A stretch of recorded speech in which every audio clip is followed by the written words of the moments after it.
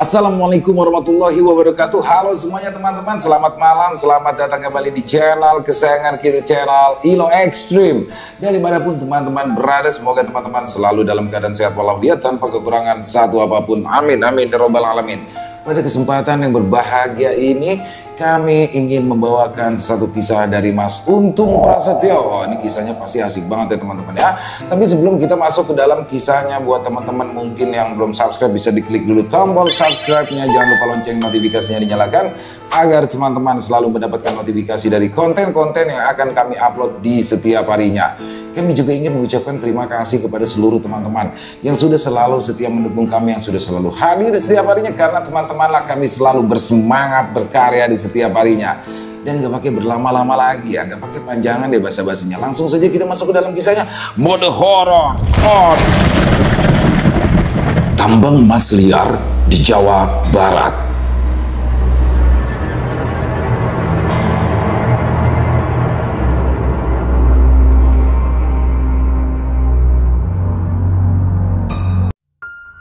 Sekitaran tahun 2014, Mang Japra yang kala itu sudah lama tidak bekerja imbas dari PHK yang terjadi di pabrik tempatnya bekerja, terpaksa harus ikut mengais rezeki di sebuah galian tambang yang ada di tengah hutan di sebuah daerah di Jawa Barat.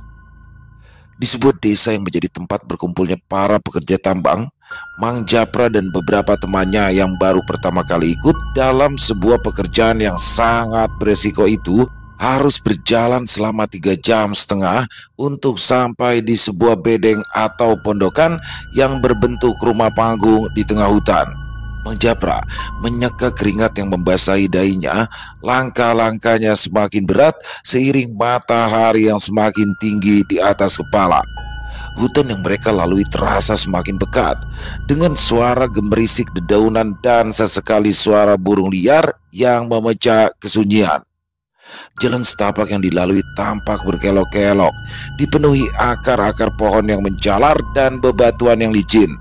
Meski lelah, Mang Japra dan teman-temannya tidak punya pilihan selain terus melangkah. Sesekali, aroma tanah basah bercampur dedaunan kering tercium di udara, menambah kesan lembab yang menempel di kulit mereka. Di sepanjang jalan, bayangan pohon yang menjulang tinggi seolah-olah menyelimuti perjalanan mereka dalam kegelapan meskipun masih siang hari. Mereka tidak saling berbicara, hanya berfokus pada langkah kaki dan menghemat tenaga untuk perjalanan panjang ini.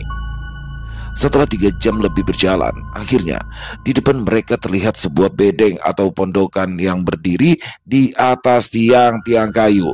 Rumah panggung sederhana yang terlihat seperti satu-satunya tanda kehidupan di tengah hutan lebat. Dindingnya terbuat dari papan kayu yang tampak sudah lapuk termakan usia. Atapnya terbuat dari seng berkarat yang tampak bolong di beberapa tempat. Pondokan itu dikelilingi oleh sedikit lahan yang telah dibersihkan dari semak-semak. Sementara di belakangnya hutan yang padat seolah-olah tidak pernah tersentuh oleh manusia. Mang Japra menarik nafas dalam. Kelelahan tampak jelas di wajahnya, namun ini baru awal dari tantangan yang akan mereka hadapi. Bedeng itu bukan sekedar tempat tinggal sementara, melainkan juga simbol kerasnya hidup di tambang emas, di mana setiap hari mereka harus bergulat dengan medan yang berbahaya dan pekerjaan yang penuh resiko. Di dalam pondokan, suasana terasa pengap dan sumpek. Udara hangat dari dalam menyatu dengan kelembaban hutan di luar. Beberapa tikar dan kasur tipis terhampar di lantai kayu, menjadi tempat istirahat yang jauh dari kata nyaman. Mereka tahu tidak ada kemewahan di sini. Hidup di tambang adalah soal bertahan dari alam yang liar, pekerjaan yang berat, dan tidak jarang persaingan di antara sesama pekerja pun terjadi.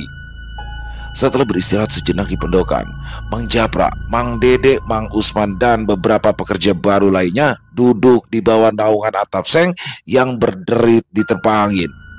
Kelelahan masih tampak di wajah mereka, namun suasana hening ketika seorang pria yang lebih berpengalaman dalam tambang menyerahkan 2 lembar kertas kepada setiap pekerja baru. Kertas itu adalah surat perjanjian, sederhana tapi penuh makna berat. Di sana tertulis beberapa poin yang mengingatkan mereka tentang resiko pekerjaan di tambang yang terletak jauh di tengah hutan. Mata Mang Japra menelusuri isi kertas itu dengan cermat. Tertulis bahwa jika terjadi sesuatu yang buruk, entah itu cedera, sakit, atau bahkan kematian akibat kecelakaan di tambang, maka tidak ada pihak yang bertanggung jawab. Pihak keluarga tidak akan mendapat kompensasi, dan mereka, para pekerja, harus menyadari sepenuhnya resiko yang mereka ambil. Surat perjanjian itu terasa dingin dan tak berperasaan, tapi realita pekerjaan tambang memang tidak pernah menjanjikan kepastian. Mang Japra merasa jantungnya berdebar sedikit lebih cepat saat dia membaca poin demi poin. Namun dalam pikirannya dia sadar bahwa tanpa pekerjaan ini, keluarganya di rumah mungkin akan lebih menderita. Dengan tangan yang sedikit gemetar, Mang Japra menandatangani surat perjanjian itu. Di sebelahnya, Mang Dede dan Mang Usman melakukan hal yang sama. Tak ada suara yang keluar dari mulut mereka. Di antara para pekerja baru, hanya ada kesadaran bahwa mereka kini terikat pada nasib yang penuh ketidakpastian. Setelah semua kertas ditandatangani, pria yang membagikan kertas tadi mengumpulkan kembali berkas-berkas tersebut dengan tenang, seolah-olah ini adalah hal yang biasa. Tidak ada penjelasan lebih lanjut, hanya instruksi singkat bahwa pekerjaan akan dimulai esok pagi dan mereka harus siap lebih awal.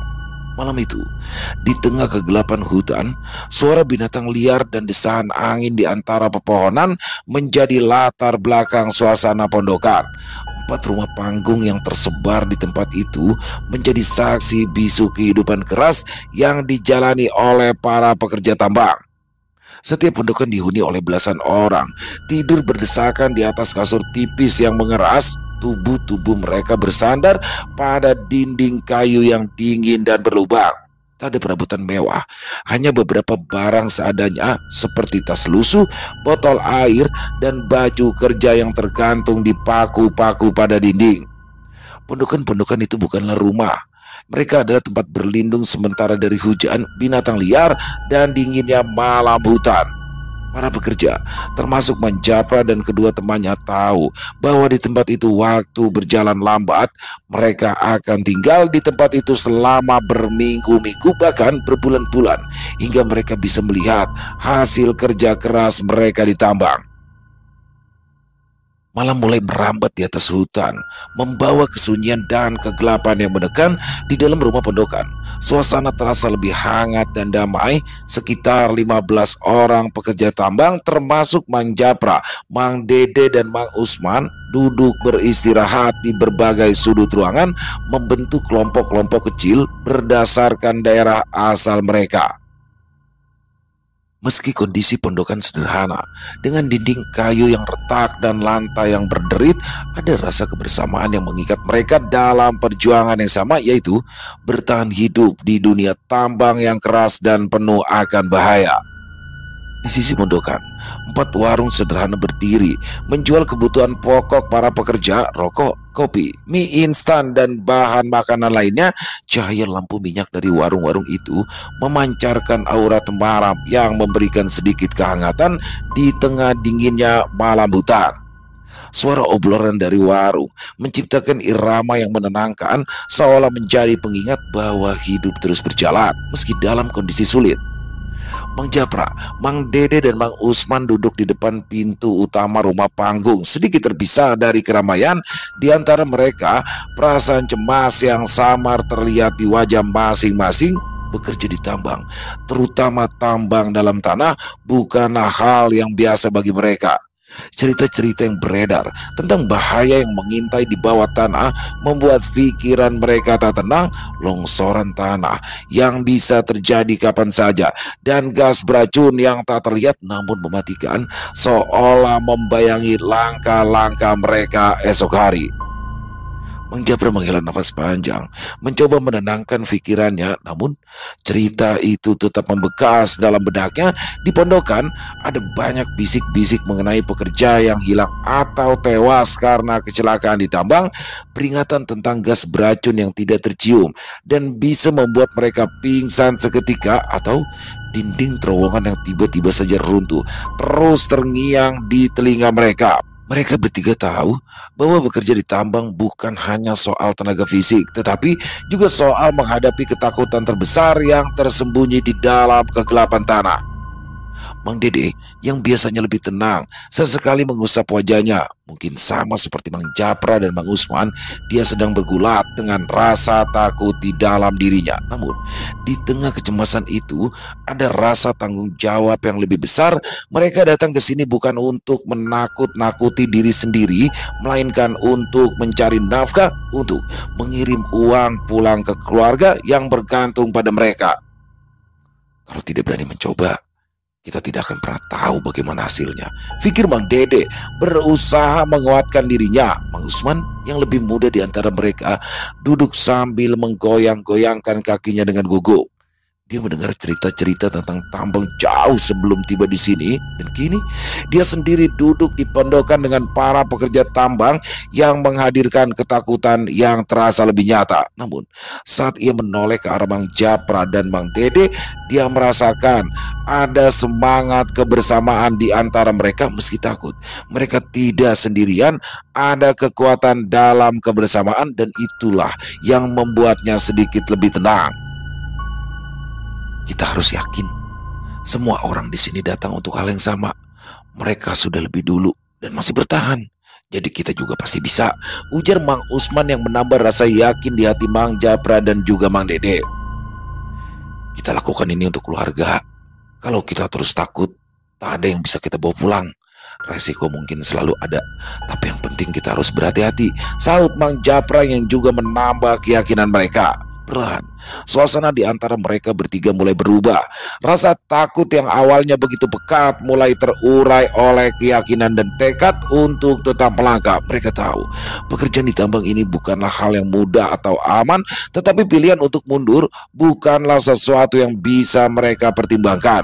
Keluarga mereka menunggu di rumah, dan setiap rupiah yang mereka hasilkan dari pekerjaan ini sangatlah berharga.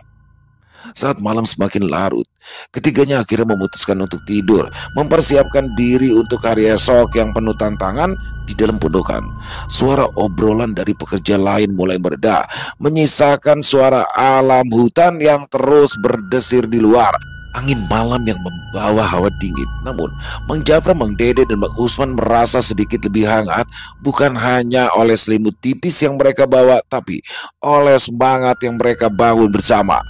Di luar pondokan, langit gelap menaungi hutan yang sepi, dan tambang yang menunggu mereka di kedalaman tanah adalah teka-teki yang hanya bisa dipecahkan oleh mereka yang cukup berani untuk menghadapinya.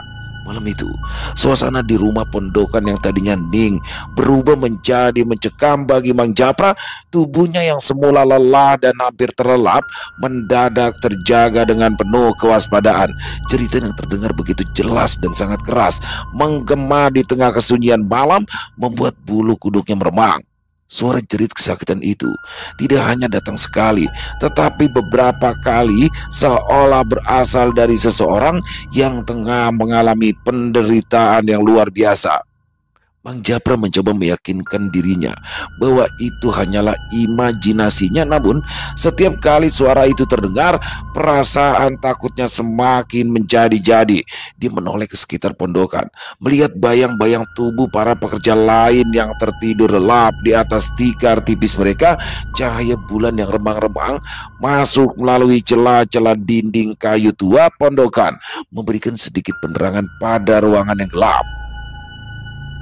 Dalam suasana yang begitu sunyi, Mang Japra merasa seolah menjadi satu-satunya orang yang masih terjaga di rumah itu. Dia menggeser sedikit tubuhnya ke arah Mang Dede yang tidur tidak jauh darinya. Dengan perasaan cemas, Mang Japra menggoyangkan bahu temannya itu. Meski dia berusaha membangunkan Mang Dede beberapa kali, rekannya itu tetap tertidur pulas. Karena pastinya Mang Dede terlalu lelah setelah perjalanan panjang di hari itu. Rasa takut mulai menyusup ke dalam diri Mang Japra. Jeritan itu kembali terdengar, kali ini lebih dekat, lebih mengerikan.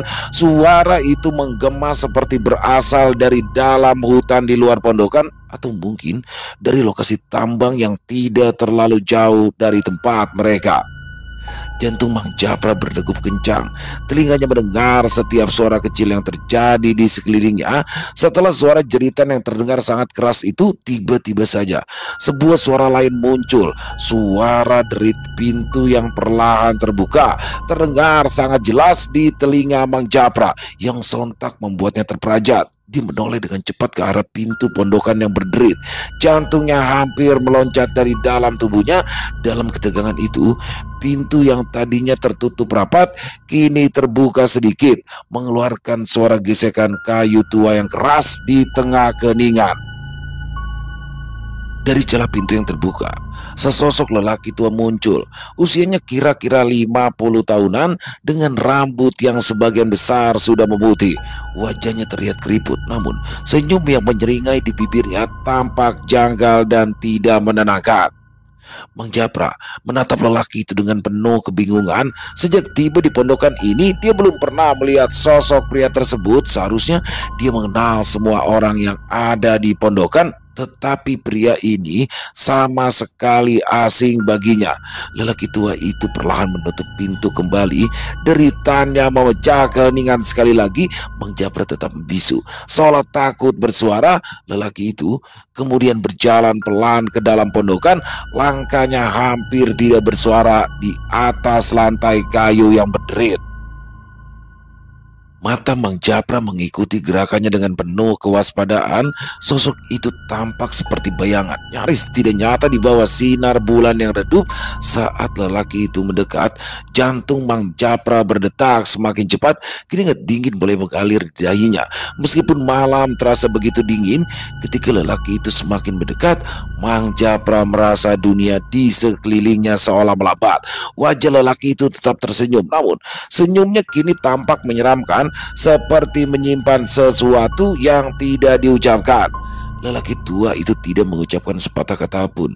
Dia hanya melangkah melewati Mang Japra tanpa menoleh atau memberikan isyarat apapun, seolah kehadiran Mang Japra tidak berarti baginya. Tubuh Mang Japra kaku, takut untuk bergerak, dan hanya bisa mengamati sosok misterius itu yang berjalan ke bagian dalam pondokan. Dalam ketakutan dan kebingungan, Mang Japra berusaha memahami apa yang baru saja terjadi, namun pikirannya masih dipenuhi dengan suara jeritan dan kehadiran sosok aneh itu. Sampai akhirnya lelaki itu menghilang di antara bayang-bayang di sudut ruangan. Mang Japra tetap terpaku. Meski suasana kembali tenang, rasa takut masih menggantung di udara. Entah siapa lelaki itu dan apa maksud kedatangannya. Mang Japra hanya tahu satu hal, jika malam itu sesuatu yang janggal telah terjadi, dan dia tidak bisa mengabaikan perasaan bahwa ada lebih banyak rahasia kelam yang tersembunyi di tempat ini. Pagi yang cerah di tengah hutan tidak memberikan banyak ketenangan bagi Mang Japra, Mang Dede, dan Mang Usman. Perasaan ganjil dari kejadian semalam masih menghantui Mang Japra, tetapi dia memilih untuk tidak membahasnya lebih jauh. Pekerjaan pertama mereka di tambang hari itu adalah prioritas utama. Setelah mendapatkan arahan dari pengawas, mereka bergerak menuju lubang galian yang akan membawa mereka ke dasar tambang. Lubang itu hanya berdiameter 1 meter, cukup sempit untuk membuat siapapun yang baru pertama kali turun merasa cemas. Mang Japra melihat ke dalam lubang tersebut. Kegelapan menyambut di bawahnya, dan udara yang keluar dari sana terasa pengap. Namun ini adalah satu-satunya akses masuk ke dalam tambang. Dengan hati-hati, mereka mulai bergantian turun ke bawah dengan menggunakan tali yang terikat di tepian lubang. Mang Japra turun lebih dulu, disusul oleh Mang Dede dan Mang Usman. Setelah perjalanan vertikal yang tampaknya panjang, kaki Mang Japra akhirnya menyentuh dasar tambang. Sekitar 10 meter di bawah permukaan, tanah di bawahnya lembab dan dingin, menciptakan perasaan terasing di dalam kegelapan. Saat mereka mulai berjalan lebih dalam, Mang Japra, Dede dan Usman harus membungkuk. Lorong yang sempit memaksa mereka untuk bergerak hati-hati, merayap perlahan di antara bebatuan yang keras dan dinding tanah yang kasar. Udara semakin menipis. Seiring mereka memasuki lorong, nafas Mang Japra semakin berat. Ia mulai merasa sesak. Dalam lorong sempit itu, udara bergerak lambat. Hampir tidak ada ventilasi yang baik. Mang Japra berhenti sejenak, mencoba menenangkan diri, menarik nafas dalam-dalam meski rasanya seperti menghirup asap. Dadanya terasa berat, seperti ada beban yang menekan. Melihat Mang Dede dan Usman yang juga terengah-engah, dia tahu mereka merasakan hal yang sama. Namun mereka tidak punya pilihan lain selain melanjutkan pekerjaan ini. Meski beresiko, adalah satu-satunya harapan mereka untuk bisa mendapatkan penghasilan. Mereka terus berjalan, semakin dalam menuju kegelapan tambang. Cahaya redup dari lampu kepala mereka memantul di dinding tambang yang lembab. Suasana semakin sunyi, hanya ada suara langkah kaki yang pelan dan nafas terengah-engah. Setelah beberapa menit yang terasa seperti berjam-jam, akhirnya mereka tiba di sebuah ruangan yang lebih luas. Ruangan itu berukuran sekitar 3 meter persegi dengan tinggi hanya 1,5 meter. Di ruangan ini, mereka bisa sedikit berdiri meskipun harus tetap menunduk. Di sini, udara sedikit lebih baik. Meski masih terasa lembab dan berat, Mang Japra merasa lega. Setidaknya, mereka kini berada di area yang lebih luas. Mereka duduk sejenak, mengambil nafas, dan mencoba menyesuaikan diri dengan lingkungan yang begitu berbeda. Dari atas tanah, lorong yang baru saja mereka lalui tampak seperti celah sempit yang menghubungkan mereka dengan dunia luar. Di dalam ruangan ini, suara dunia terasa jauh. Hanya ada dengungan samar dari dalam bumi dan sesekali suara tanah atau batu yang bergerak pelan. Mata Mang Japra berkeliling, mengamati tempat ini yang akan menjadi tempat mereka bekerja. Cahaya lampu kepala mereka menerangi setiap sudut, memperlihatkan dinding tanah yang retak dan atap yang rendah, menambah kesan bahwa tempat ini bisa runtuh kapan saja. Namun, setelah semua kecemasan yang mereka lalui di perjalanan menuju ke sini, Mang Japra, Mang Dede, dan Mang Usman merasa sedikit lega di ruangan ini. Mereka bisa memulai pekerjaan tanpa perlu terus-menerus merayap di lorong sempit. Perasaan lega itu bercampur dengan kewaspadaan. Mereka tahu bahwa tambang ini berbahaya. Ada ancaman tanah longsor atau gas beracun masih mengintai di setiap sudut. Meskipun begitu, ketiganya saling bertukar pandang, memberikan semangat satu sama lain. Mereka tahu hari pertama ini akan menjadi langkah pertama dari banyak tantangan yang harus mereka hadapi di tambang ini. Suara gemertak tanah dan desakan batu dari sekitar lorong menjadi pengingat bahwa di bawah tanah ini mereka bermain dengan resiko. Tetapi untuk saat ini, mereka mencoba fokus pada tugas yang ada di hadapan mereka, dengan harapan semua usaha ini akan membuahkan hasil yang dapat mereka bawa pulang ke keluarga masing-masing.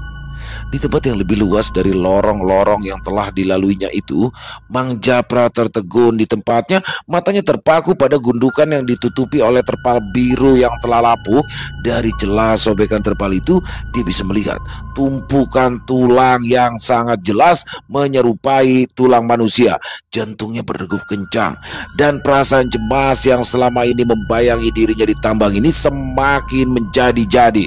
Tubuhnya terasa kaku, sementara pikirannya dipenuhi dengan berbagai pertanyaan yang tidak menemukan jawaban. Apa yang dilihatnya itu seolah menjadi peringatan nyata akan bahaya pekerjaan di tambang ini. Tulang-tulang itu bukan sekedar tulang biasa, mereka menjadi bukti fisik dari nasib tragis yang menimpa beberapa orang yang pernah bekerja di sini.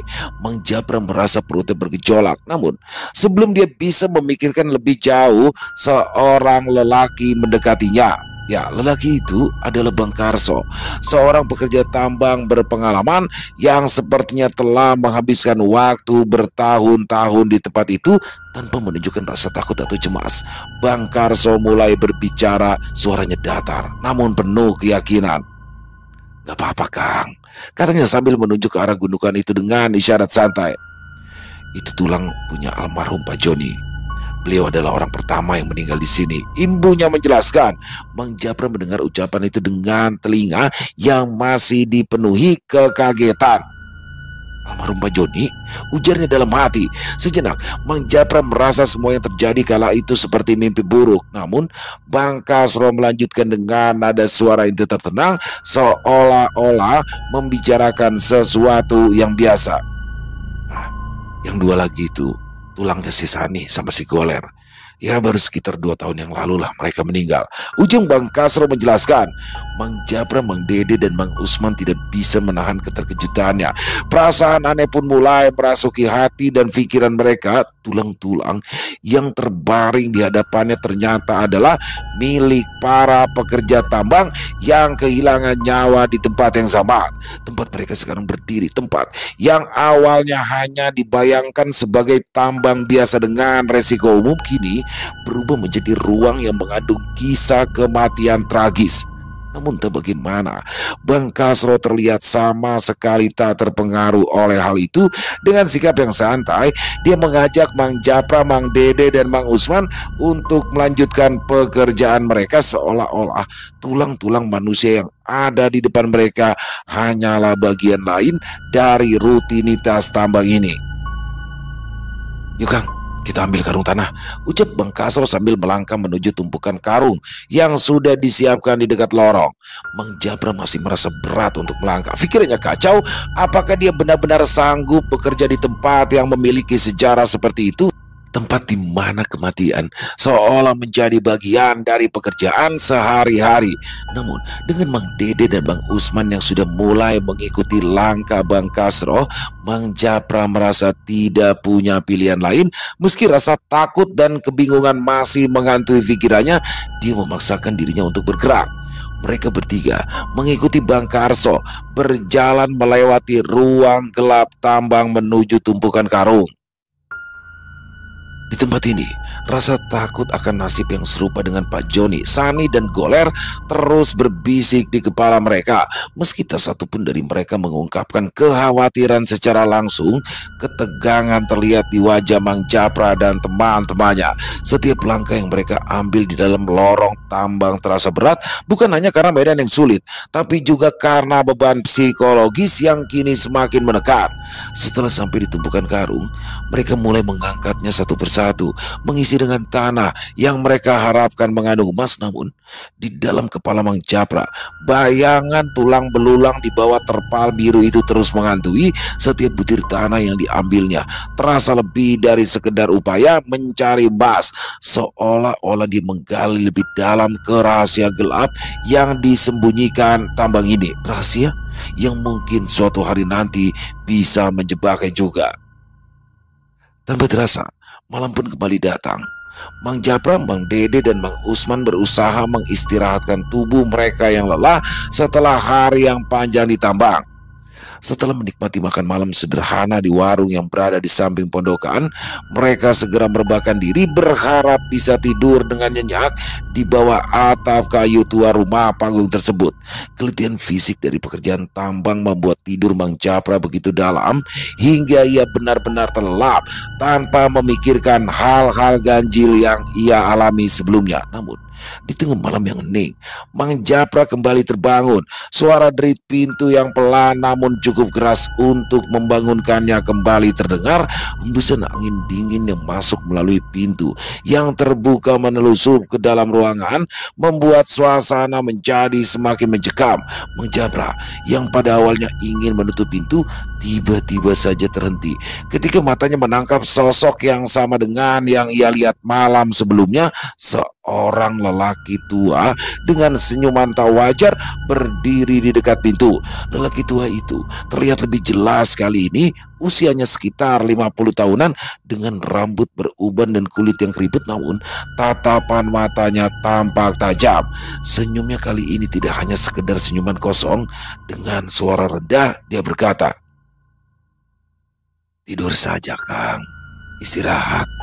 Jangan berpikiran yang aneh-aneh, ujar sosok lelaki tua tersebut. Suara lelaki tua itu terdengar lembut, namun anehnya terasa penuh dengan perintah. Mang Japra hanya bisa terpaku di tempatnya. Tubuhnya kaku, jantungnya berdebar kencang. Lelaki itu perlahan menutup pintu dan kembali masuk ke dalam ruangan yang lebih gelap di ujung pondokan. Langkahnya nyaris tak terdengar di atas lantai kayu.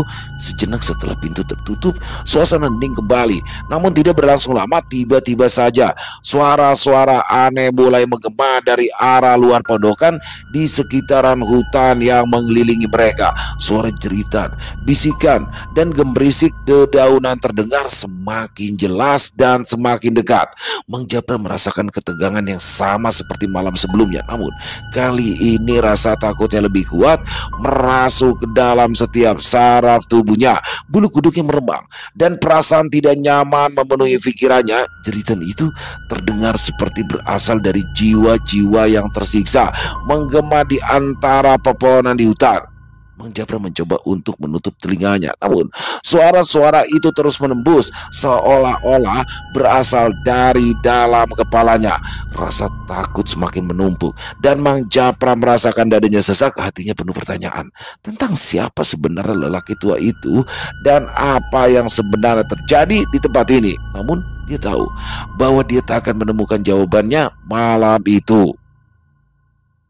Tubuhnya gemetar dan rasa takut menguasai seluruh dirinya. Dalam upaya terakhir untuk menghilangkan ketegangan, Mang Japra menarik kain sarung yang dikenakannya dan menutup seluruh wajahnya, berharap bisa menghilangkan suara-suara mengerikan yang terus menghantuinya.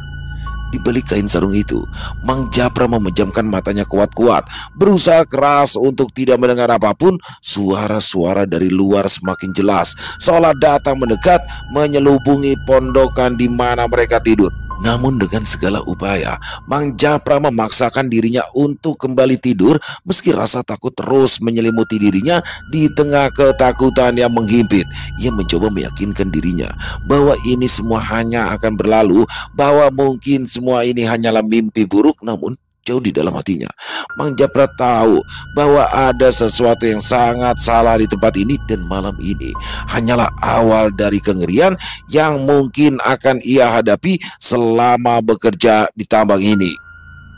Keesokan harinya, Mang Japra mulai kembali melakukan pekerjaan seperti kemarin, dan tidak ada sesuatu yang menakutkan dan membuatnya khawatir hari itu. Semuanya berjalan normal dan baik tanpa ada satu kendala apapun di dalam galian tambang. Malam ketiga di rumah pondokan pun berlalu dengan tenang. Tidak ada suara-suara aneh atau sosok misterius yang muncul seperti pada malam-malam sebelumnya. Mang Japra mulai merasa sedikit lega. Mungkin kejadian-kejadian aneh di malam pertama dan kedua itu hanyalah imajinasi atau efek dari rasa lelah yang berlebih. Pikiran itu perlahan-lahan membuatnya lebih nyaman. Namun rasa penasaran tetap ada di benak Mang Japra.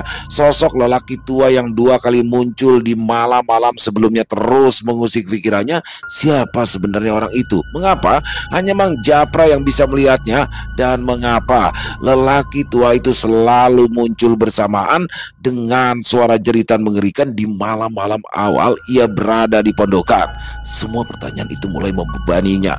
Meski suasana sekitar sudah tampak normal, Mang Japra memutuskan untuk mencari tahu lebih banyak tentang sosok lelaki tua misterius itu. Pada siang harinya, setelah bekerja di tambang, dia mencoba berbincang dengan beberapa pekerja yang sudah lebih lama berada di sana, termasuk Bang Karso, lelaki yang pertama kali menunjukkan tumpukan tulang manusia di dalam tambang. "Bang, ada yang mau saya tanyakan," ujar Mang Japra mencoba memulai pembicaraan dengan hati-hati. "Ya, ada apa, Kang?" balas Bang Kasro sambil menatap Mang Japra sekilas.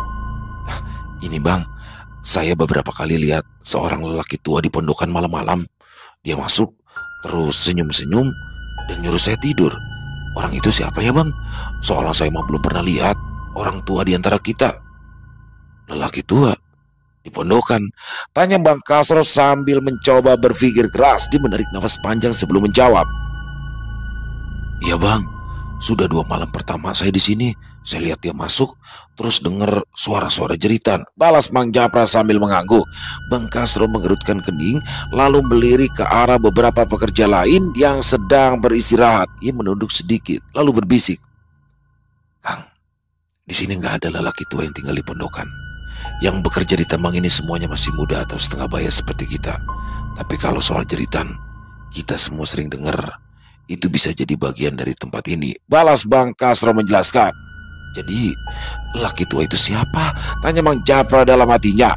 Bang Kasro menatap Mang Japra dengan mata yang penuh dengan sesuatu yang sulit dijelaskan. Seakan-akan dia tahu lebih banyak tapi enggan untuk membicarakannya. Ada beberapa cerita, Kang. Ucapnya pelan. Dulu, sebelum saya datang ke sini, ada seorang pengawas tambang yang sudah tua. Namanya Pak Joni. Dia orang yang sangat berpengalaman, tapi sayangnya dia meninggal di dalam tambang.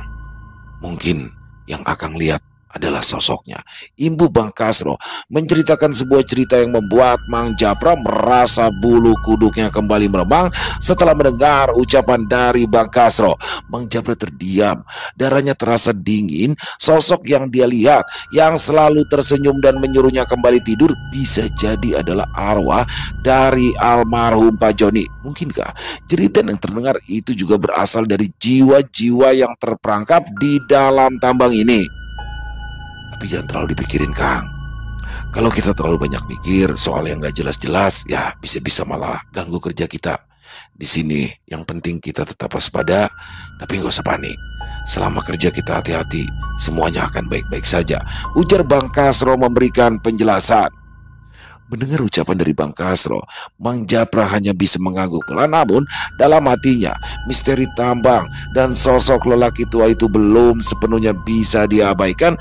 Meski siang hari di tambang terasa biasa saja, malam-malam berikutnya di pondokan akan selalu mengingatkan Mang Japra bahwa ada sesuatu yang lebih dalam dari sekedar galian tambang ini. Sesuatu yang tidak sepenuhnya ia pahami, namun selalu mengintai dalam kegelapan malam di hutan itu.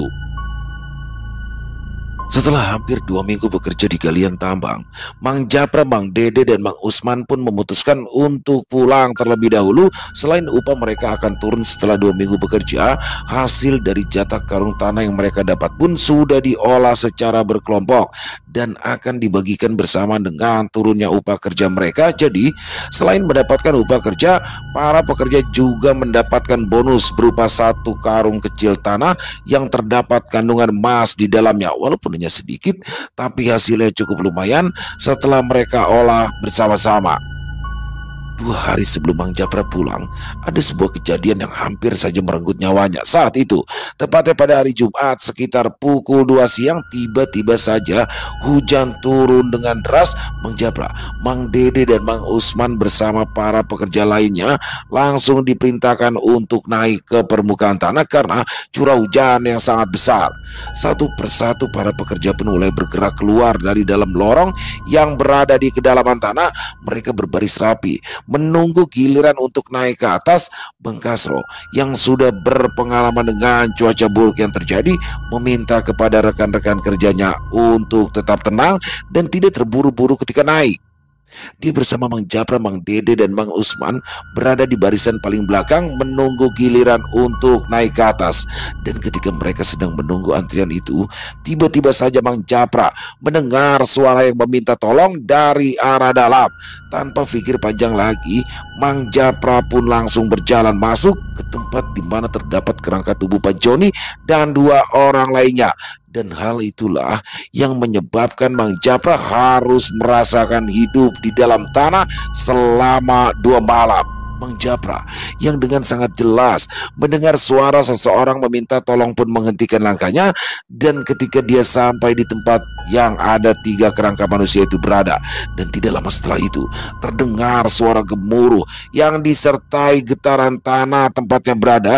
tidak menyadari jika terjadi longsor yang menutup jalan keluar dari tempat itu, Mang Japra hanya terpaku sambil mengarahkan pandangannya ke sekitar. Dan ketika dia mulai menyadari jika tempatnya berada mulai terasa pengap dan juga gelap, barulah Mang Japra tahu jika dirinya sudah terkubur di dalam galian tambang tersebut.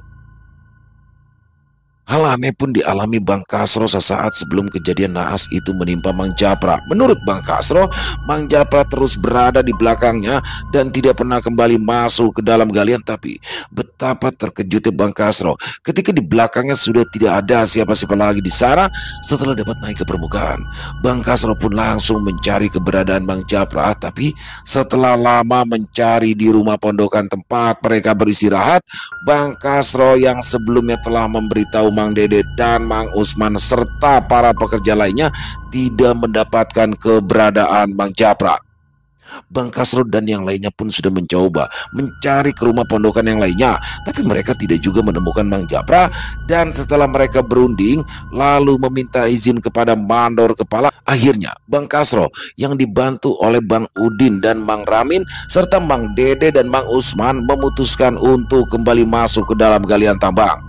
Setelah Bang Kasro dan yang lainnya masuk ke dalam galian tambang dan hampir sampai berada di tumpukan tulang dari Pak Joni berada, betapa terkejutnya mereka ketika mendapati area tersebut kini sudah tertutup oleh timbunan tanah. Karena takut terjadi lagi longsoran tanah yang dapat menimbun mereka, akhirnya Bang Kasro dan yang lainnya pun segera memutuskan untuk keluar dari dalam galian. Sementara itu, Mang Japra yang berada di tengah kegelapan dengan udara yang semakin menipis mulai diselimuti rasa ketakutan yang sangat mencekam. Akal sehatnya mulai terkikis oleh rasa putus asa yang menghadirkan sebuah pilihan yang hampir saja dilakukannya. Di tengah keputusasanya itu terlintas di pikiran Mang Japra untuk segera mengakhiri hidupnya, tapi bayangan akan keluarganya membuatnya bertahan dan kembali mengumpulkan sisa-sisa harapan dan keberanian untuk menghadapi apa yang sedang dialaminya saat itu. Di saat-saat antara hidup dan matinya itu, Mang Japra yang entah sudah berapa jam lamanya berada di dalam galian tambang merasa jika di tempat tersebut dirinya tidak sendirian. Setelah rasa dingin yang sangat menusuk ke dalam tulangnya, dia melihat tempatnya berada seketika berubah. Tempat yang sempit dan terasa sangat pengap gelap itu kini seolah menjadi tempat yang terlihat seperti hutan dengan cahaya langit senja yang berwarna kemerahan. Selain itu, dia mulai melihat ada beberapa orang yang berlalu lalang tidak jauh dari tempat Mang Japra berada. Orang-orang yang dilihat Mang Japra di tempat itu berjalan dengan wajah tertunduk, dengan tubuh yang sangat lemah. Selain berjalan seperti mayat hidup, orang-orang di sana juga berlalu lalang sambil membawa sesuatu yang sangat berat di bagian punggung. Mereka terlihat seperti membawa bongkahan batu besar yang diikat di punggung mereka. Setelah lama memandangi orang-orang dengan wajah pucat dan berjalan seperti mayat hidup itu, Mang Japra pun dikejutkan oleh seseorang yang menepuk punggungnya dari arah belakang. Walaupun sempat terkejut, tapi Mang Japra merasa semakin tenang karena dia pernah beberapa kali bertemu dengan sosok lelaki tua yang saat itu berdiri di belakangnya sambil tersenyum. Dan tanpa mengatakan sepatah kata pun, sosok lelaki tua yang menurut Mang Japra pernah ditemuinya pada malam pertama dan kedua ia berada di rumah pondokan itu langsung mengajak Mang Japra untuk pergi dari tempat itu. Setelah lama berjalan ke arah sebuah tebing, sosok lelaki tua itu berhenti lalu tersenyum kembali ke arah Mang Japra. Setelah lama terdiam, sosok lelaki tua itu pun mulai mengatakan jika tempatnya berada saat itu adalah alam lain atau alam gaib. Tempatmu bukan di sini, nak. Sekarang pulanglah. Kembalilah ke tempat asalmu, ujar sosok lelaki tua itu yang tentunya membuat Mang Japra terkejut mendengarnya.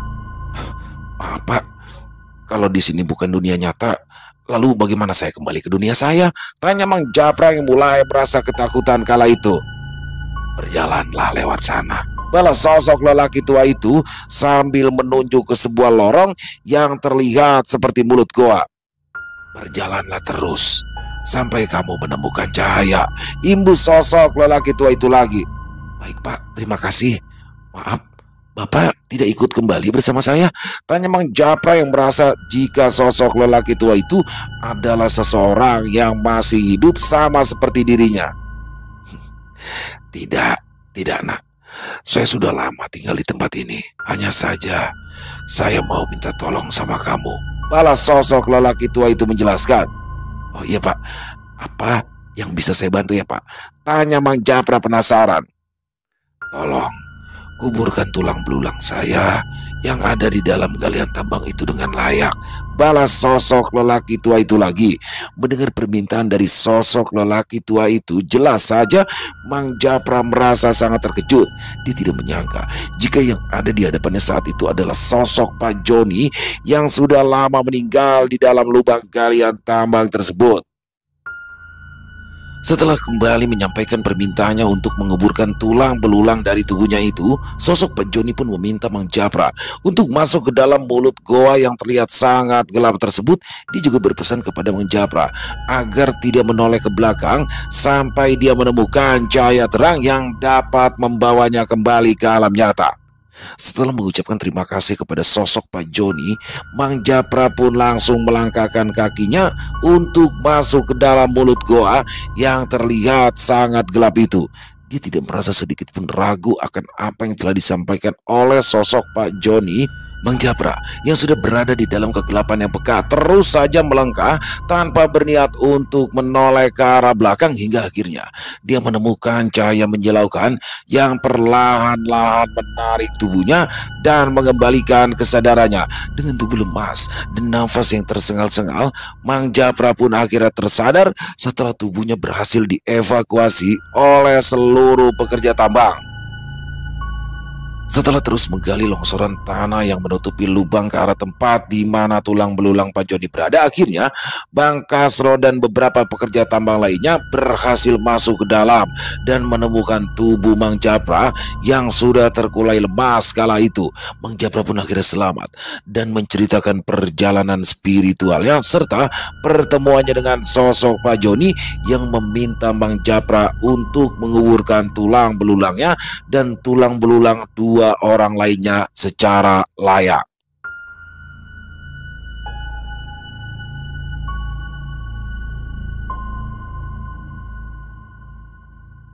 Selesai. Wow, luar biasa kisahnya Mas Untung dan bagaimana di sini kisah Mang Japra dan kawan-kawan ya di tambang emas yang ada di daerah Jawa Barat. Jadi memang di Jawa Barat juga ada ya tambang emas teman-teman. Yang paling terkenal, ini paling terkenal, bukan berarti kisah ini dari sana. Yang setahu saya sih itu Pongkor ya, nama daerahnya di Jawa Barat. Memang di situ seperti kalau di Kalimantan mungkin seperti Masupa gitu ya, kayak tambang emas tradisional yang pada awalnya dulu dikelola secara tradisional oleh masyarakat setempat, tapi memang akhirnya dikuasai oleh pihak pemerintah demi keamanan dan kenyamanan. Dan di sini memang yang namanya tambang emas liar ya, yang di tanah, yang kan ada tambang emas di sungai, ada yang di tanah ya atau pegunungan. Nah itu memang tingkat berbahayanya itu, yang paling berbahaya itu yang menggali tanah karena resikonya banyak tuh, bisa longsor ya kan, bisa ya intinya terjebak di dalam galiannya itu. Seperti kisah Mang Japra dan kawan-kawan, bagaimana ya karena kondisi ekonomi ya, bahkan sebelumnya juga sudah diberikan surat pernyataan yang harus ditandatangani bahwasanya tidak akan menuntut apabila terjadi sesuatu. Dan di sini Mang Japra hampir saja kehilangan nyawanya setelah selama 2 hari itu terkubur terjebak di dalam lubang galian tambang emas itu. Tapi alhamdulillahnya bagaimana di sini Mang Japra bisa selamat, dan selain dia berhasil selamat dari keadaan itu, dia juga berhasil menggerakkan hati teman-temannya untuk menguburkan tulang belulang dari para pendahulunya, karyawan pendahulunya di tambang emas itu dengan layak, karena hanya digeletakin begitu aja. Ini luar biasa sekali kisahnya, sangat menginspirasi ya, bagaimana kehidupan keras dan bagaimana upaya seorang laki-laki untuk mencari nafkah ya bagi keluarganya. Di sini luar biasa sekali. Mari kita ambil hikmahnya yang baik-baik saja dan dibuang yang buruk-buruknya. Apabila tidak ada yang baiknya, kita jadikan sebagai hiburan saja. Terima kasih buat Mas Untung Prasetyo atas kisah yang luar biasanya, dan semoga kisah barusan bisa menghibur teman-teman ya, para pecinta penikmat horor misteri, lebih khususnya lagi kepada para subscriber dari channel Ilo Extreme. Dan silakan buat teman-teman mungkin yang punya komentar lain, yang punya pendapat lain bisa menuliskan di dalam kolom komentar ataupun hanya sekedar saling menyapa. Insya Allah kami akan menjawabnya satu persatu. Dan buat yang suka dengan videonya bisa diklik tombol like atau tombol jempolnya, boleh juga dong share link videonya ke teman-teman yang lain agar juga ikut merasa terhibur. Buat teman-teman yang baru bergabung atau yang sudah lama bergabung tapi lupa nih belum subscribe, bisa diklik dulu tombol subscribe-nya, jangan lupa lonceng notifikasinya dinyalakan agar teman-teman selalu mendapatkan notifikasi dari konten-konten yang akan kami upload di setiap harinya. Untuk channel Ilo Ekstrim kami upload setiap hari teman-teman ya, setiap malam jam 7 malam waktu Indonesia bagian Barat atau jam 19.00 waktu Indonesia bagian Barat. Oh iya, buat teman-teman mungkin yang punya kisah horor misteri ya, yang diangkat dari kisah nyata yang berdasarkan pengalaman pribadi, apabila mungkin berkenan dibawakan di channel kami, silakan bisa mengirimkannya ke nomor telepon kami yang ada di bawah sini, dan bebas ya, dalam bentuk tulisan boleh, dalam bentuk rekaman suara boleh. Pokoknya senyamannya teman-teman aja. Dan buat teman-teman yang sudah mengirimkan kisah, kami ucapkan terima kasih. Dan di akhir kata, saya Ilo mengucapkan permohonan maaf apabila mungkin dalam pembawaan kisahnya barusan ada kata-kata saya yang salah ataupun ada kata-kata saya mungkin yang kurang berkenan. Saya mohon dibukakan pintu maaf yang seluas-luasnya. Sampai berjumpa lagi di konten-konten kami selanjutnya yang pasti tidak kalah ngerinya, yang pasti tidak kalah seramnya. Masih bersama saya Ilo di channel Ilo Ekstrim. Salam sehat, sukses selalu untuk kita semua. Assalamualaikum warahmatullahi wabarakatuh.